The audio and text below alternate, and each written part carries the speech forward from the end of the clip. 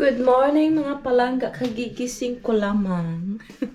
Yes, kagigising ko lang mga palangga. Halata ba sa aking mukha?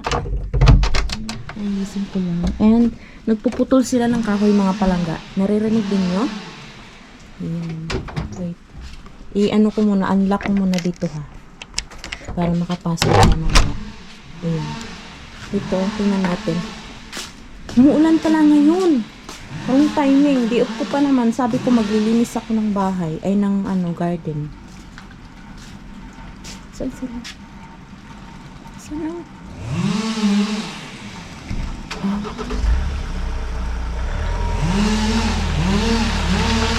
Ay, ang pinuputol nila doon sa Wait, dito tayo kasi kanina alam niyo yung aking tulips parang natamaan ng puno. Check natin yung tulips ko muna. Nahiya kasi ako mag-video mga palangga. Sila. Ayan yung mga pinutol nila, oh. Ay, grabe. Kawawa yung mga puno. Natamaan talaga yung tulips ko. Natamaan talaga siya.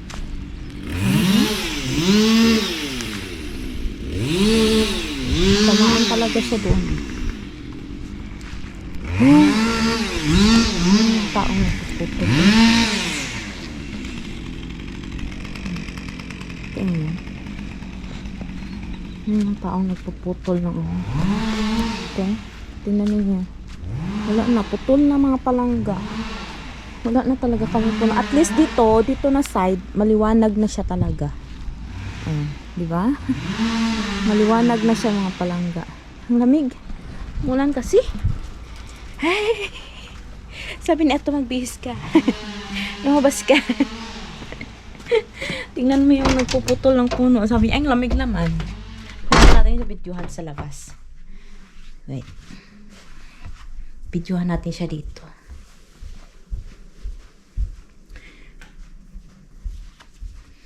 Hindi ako nakapag-edit ng mga videos. Uy. Wait. Dito siya eh. Kitang-kita dito sa aming bintana. Ayan. Ayan yung lalaking nagpuputol ng kahoy. Yung naka-orange mga palangga. Ayan natin. Masigla tayo dyan. Ayan siya. Ayan. Para makita ninyo. Yan yung kahoy na sa tapat namin ng bahay mga palangga. Tapat ng aming bahay.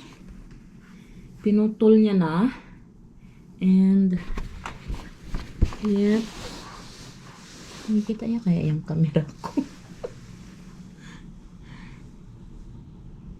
Ayan lang. Yung maliit na kahoy na yan, pinuputol niya.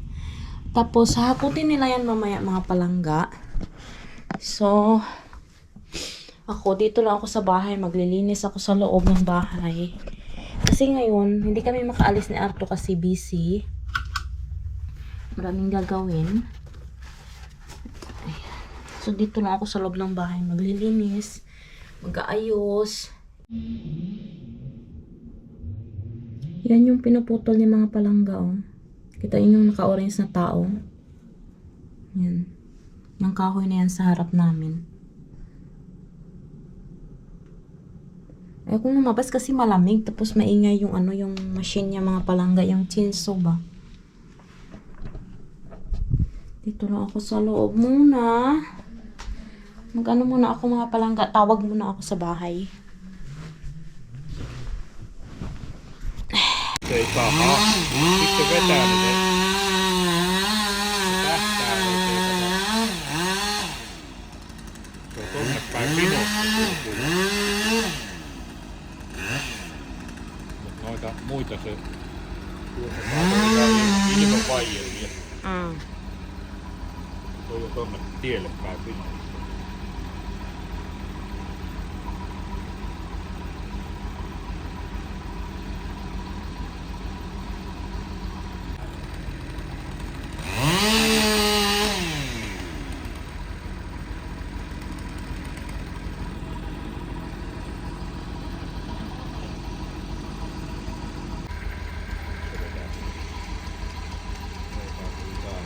Ay! Ay! later. Mga palangga, kagagaling ko lang ng market. Kararating ko lang mga palangga. And iluluto ko yung beef na nabili namin ni Arto sa Asian nung nakaraang araw. Magluluto ako ng, ano ba yung tawag doon? Para siyang mga palangga. Mitsado ba yun? Napanood ko sa YouTube. Gagayahin ko yun siya. And, yan. Mag-prepare tayo ng ating iluluto. Bumili ako ng ito. Ay, shoot! Nahulog na naman. Mga yogurt. Kasi gustong-gusto na ng mga bata yung yung yogurt, mga palangga. Gusto ko rin na kumain sila lagi kasi ito siya mga palangga. Healthy ito para sa kanila. Yan. Ang dami kong nabili.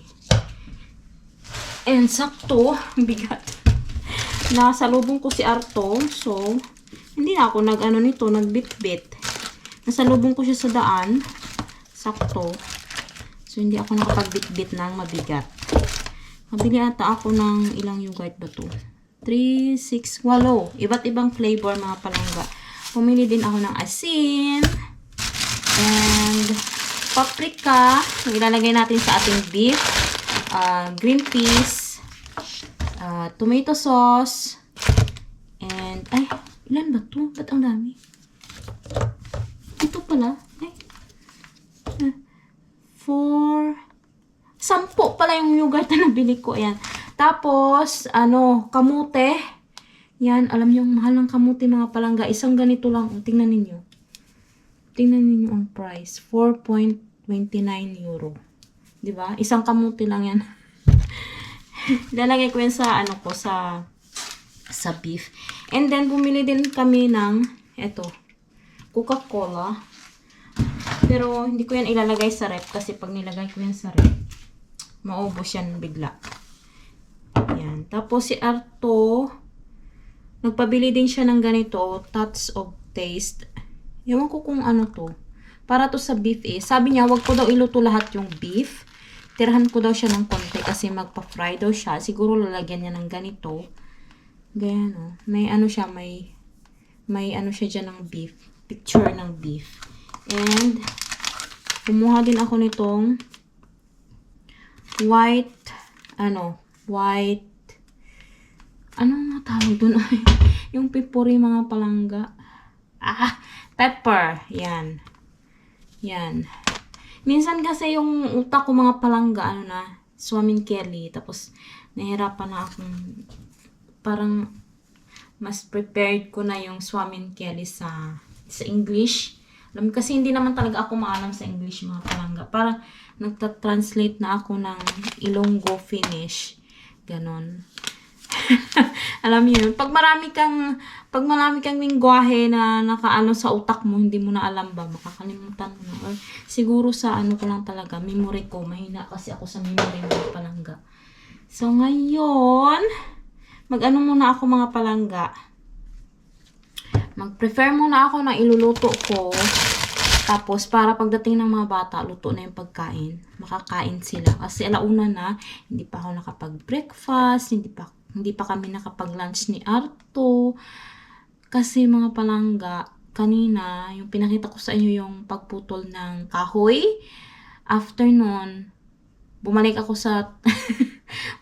sa bed kasi alam nyo, kahapon pala, nag-duty ako ng 7 a.m. to 9 p.m. mga palangga. And mag-isa ko lang sa department. Mag-isa ko lang. Kulang talaga kasi kami ng mga nurse, mga palangga. Sinabihan ako ng aming supervisor kung pwede ba daw ako mag-continuous ng duty hanggang 9 o'clock ng gabi kasi kulang sa nurse. Nagsialisan. Sila, mga palangga, tumawag sila na hindi sila makakapasok, ganyan ba. Mag-isa lang ako. And, naman, mga palangga, na-survive ko naman siya, na mag-isa lang ako. Pero parang ayaw ko nang ulitin. Kasi, tinutulungan naman ako ng nasa kabila. Bali, tutulong lang sila ng mga 10 minutes, then aalis na sila, and then, ako nang bahala sa lahat. Tulad ng pagpapakain, mag-serve, tutulungan nila ako mag-serve, and then, after nilang tumulong ako, siyempre doon sa kabila, hindi nila pwedeng, hindi pa kainin yung mga nandoon, kaya aalis na rin sila. Parang tinulungan lang nila ako maglagay ng mga pagkain, tapos alis na sila. And then, ayun, ako na lahat, ganyan. Tapos sa mga pagpapapalit ng sa gabi, ng mga damit, ng mag-toilet sila, ganyan. Ako na lahat, mga palangga. So, nakakapagod yung gano'n. Ako lang mag-isa. And, kulang na kulang sila sa nurse, pero hindi sila nag-hire, mga palangga. Hindi sila nag-hire ng mga new nurses. So, wala tayong magagawa kasi yun yung ng company. So, na lang. At least may bayad naman yung pagpasok ko kagabi. Yung mga may additional pay ako doon. And, ayan, pinamalingki ko na. Hindi ko pa pala yun nakuha, mga palangga. Hindi ko pa nakukuha. Sa ko pa yun makukuha next month. Next month pa yun makredit sa aking payslip. Ayan. Lagyan ko muna itong mga yogurt dito. Dami na naman ang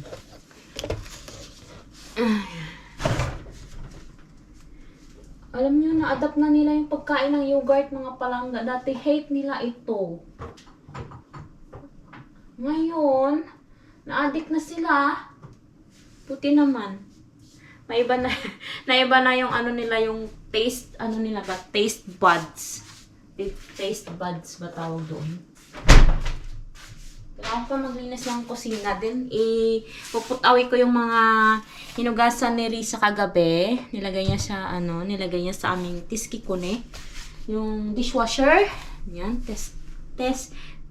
teskikone. Yan, yung dishwasher na yan. Nilagay niya. So, ngayon, ilalagay ko yan siya. Tapos, ilalagay ko na naman itong mga hugasin sa loob. Before yan, ayusin ko muna ang kusina bago ako magluto. Lalaga na ako ng aking karne. Ayan. Kumukulo na siya. Na-fried ko na rin yung aking kamote.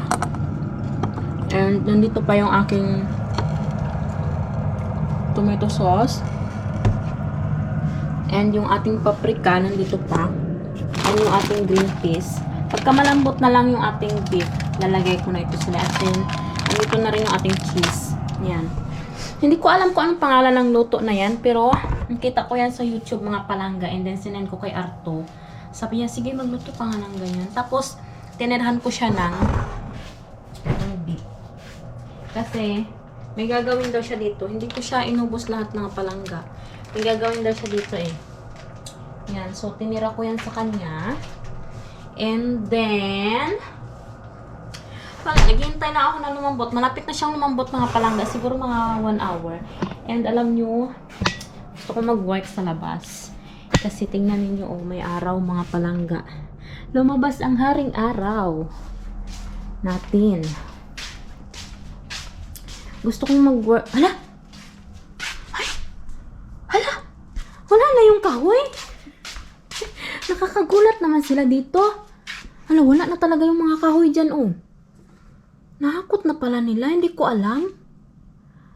Hindi mo talaga kasi maririnig dito sa loob, mga palangga, kung anong nangyayari sa labas. Oo, masyadong wala nang kahoy doon. Tapos yung aming greenhouse, maliwanag na siya, mga palangga. Yung aming place dyan, hindi na siya yung masyadong mahalon ba? Tawag nito? May lilim. May lilim pa naman siya kasi gawa nung mga puno ng aming kapitbahay. Yan dyan. May lilim pa siya. Bukas day off ko na naman. 2 days off pala ako, mga palangga. So, iniisip ko kung anong magandang gawin bukas. Kasi wala pang nagtutubo ang mga damo ngayon. Although na siya spring na siya, mga palangga. Nag-umpisa pa lang tumubo sila, pero yung mga damo talaga, hindi pa sila nagtutubo. Ang hinihintay ko kasi yung yung lato ba yun? Ano tawag doon? Pako! Hindi lato. Pako pala. Gusto ko kasi manguha ng pako, tapos gagawin ko siyang parang parang atsara, ganun. Yung nakita ko kay Lai, yung taga-Canada na vlogger, kita ko siya nanguha siya ng pako, and then, ginawa niya mga palangga. Parang ginawa niyang atsara. Ganun. Mga ko na to siyang pinapakuluan, siguro mga 40 minutes na mga palangga. Ito siya. Yan. Sabi nung kasama ko, yung kasama ko sa work, mga palangga, ano daw ginagawa ko? Bakit pag ako daw yung nagluluto? May lasa daw. Sabi niya kasi siya daw, wait lang. Wala daw lasa.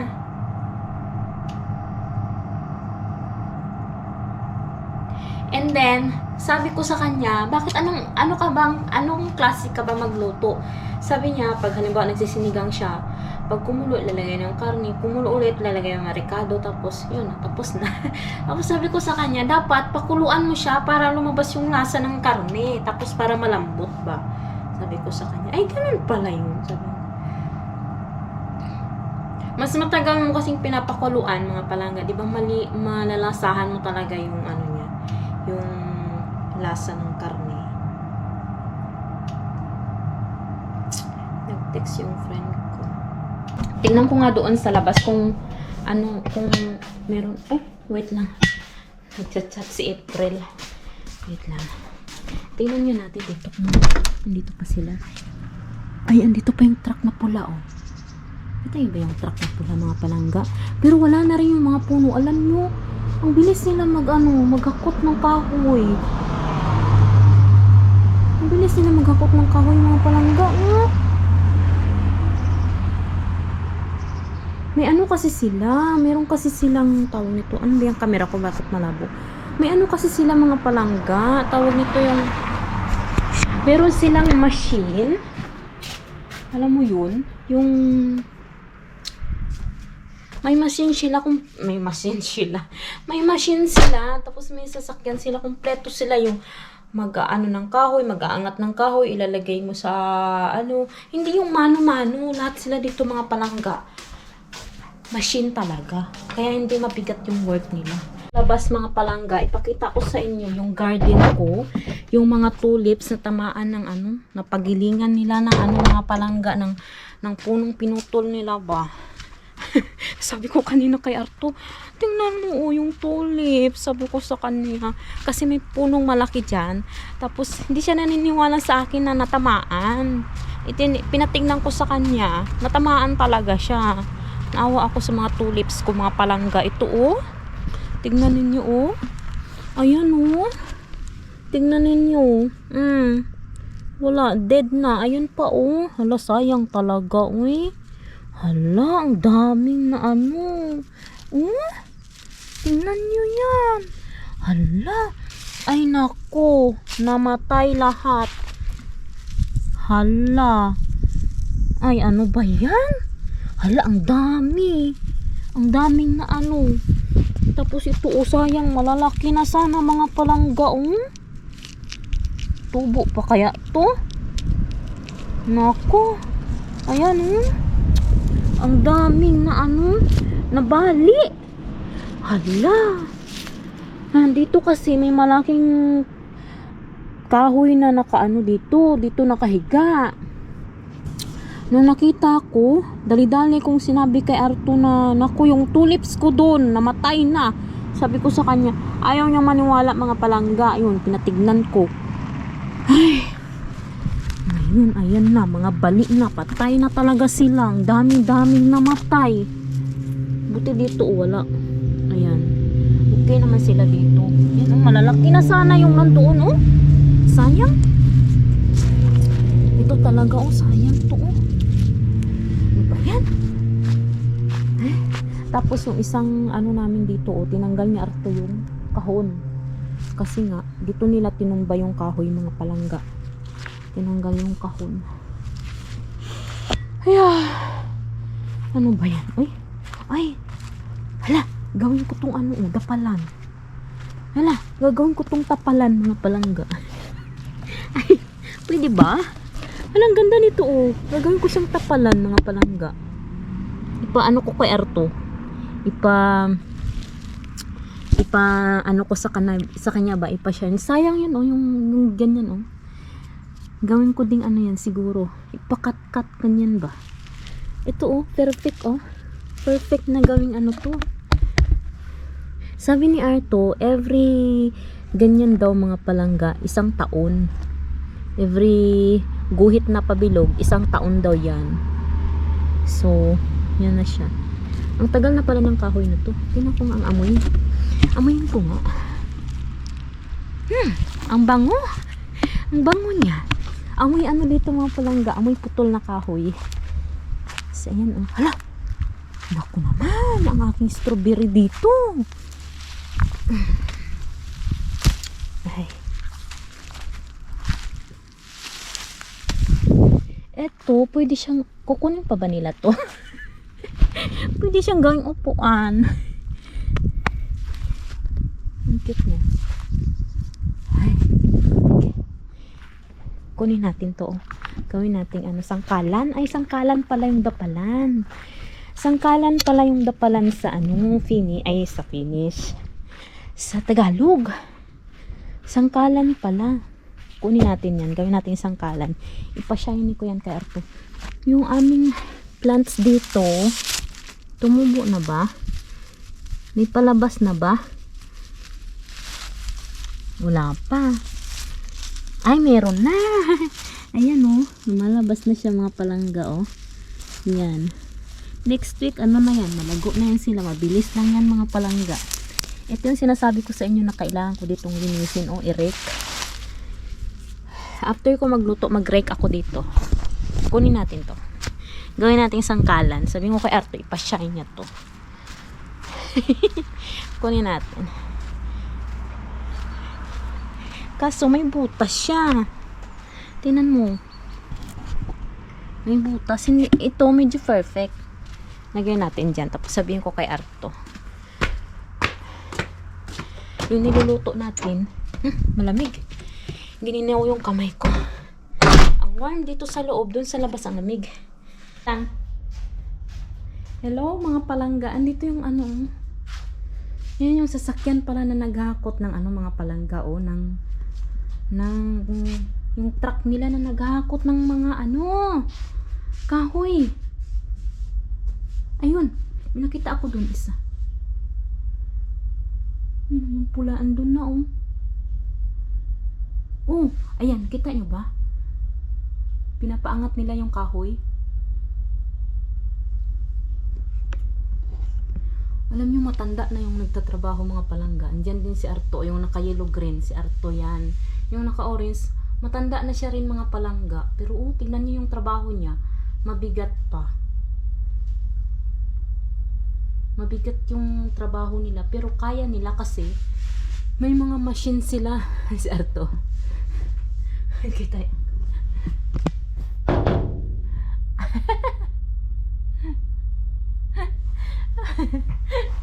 aray ko yung tulips ko dyan na nilagay lanta na.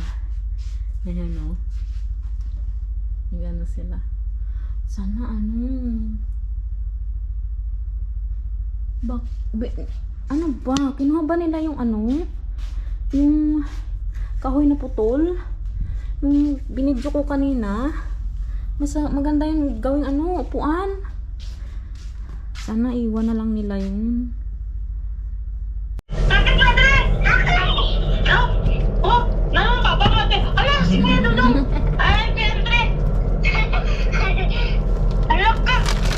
dito na sila.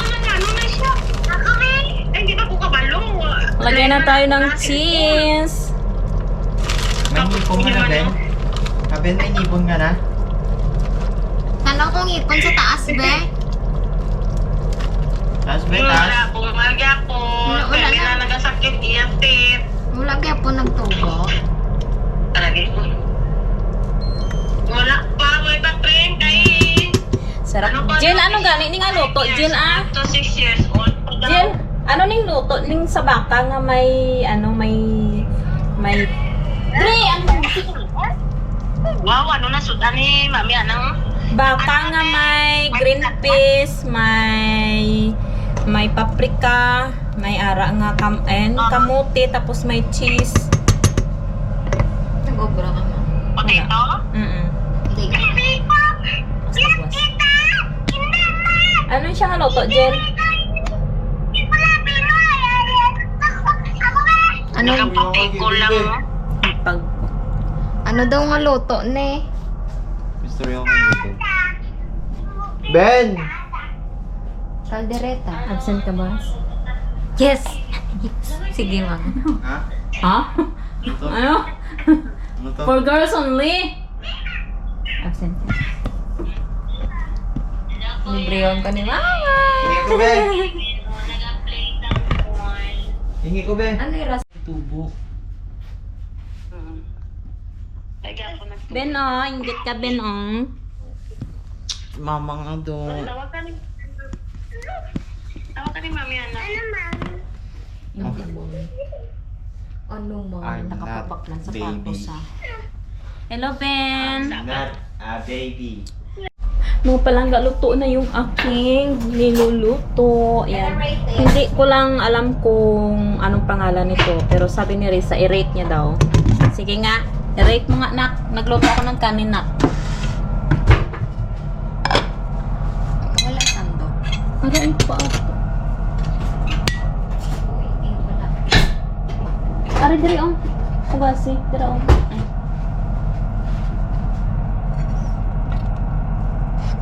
Beef galing.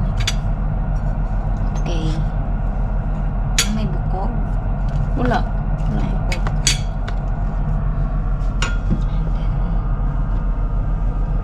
Ay. Uy.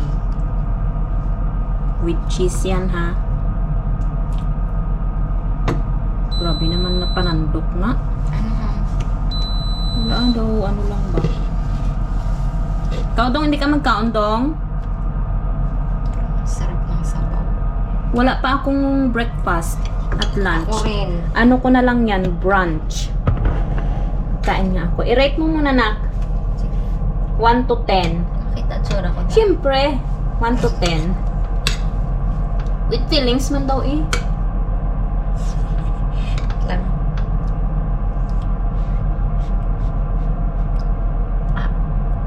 Init.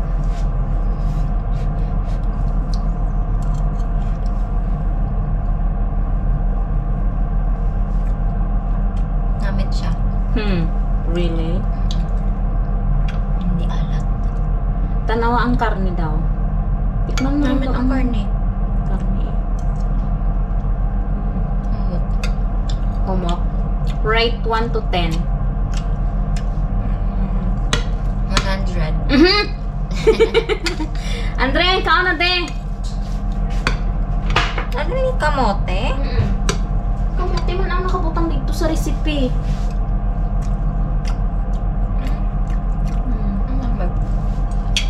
Nagkain din ako mga palangga kasi hindi. Anong oras na ba ngayon? 4 o'clock na ng hapon. And wala pa akong lunch, wala pa akong breakfast. Mas okay to kasi para pumayat tayo. Pumayat.